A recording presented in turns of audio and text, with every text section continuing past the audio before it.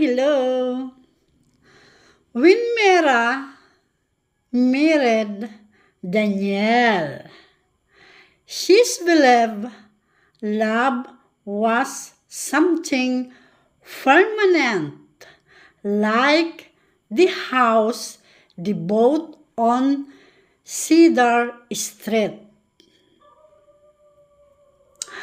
Brick defendable, immune to storm. Daniel believed it too, thought he believed it quietly. He was the kind of man who showed love by fixing broken door and remembering to lock the window at night. For the 12 years, they built a life that looked complete from the outside. A daughter away of the college someday, dinners, shared routine. But somewhere along the way, Mira began to feel invisible, as if her voice echoed back to her without ever reaching Danielle.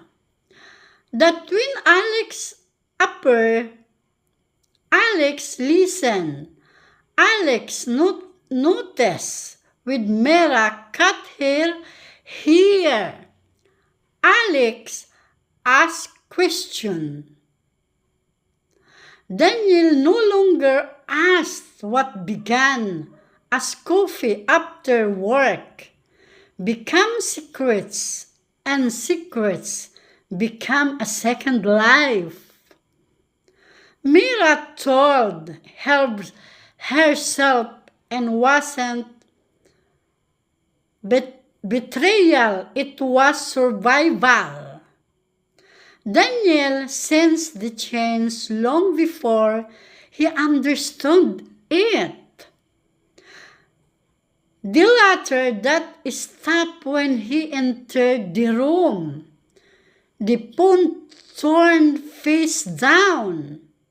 The distance in Mira's eye. He didn't comfort her. He investigated quietly the way he did everything. The truth arrived on a rainy Thursday night, packed across the street in the form of a strange car. Then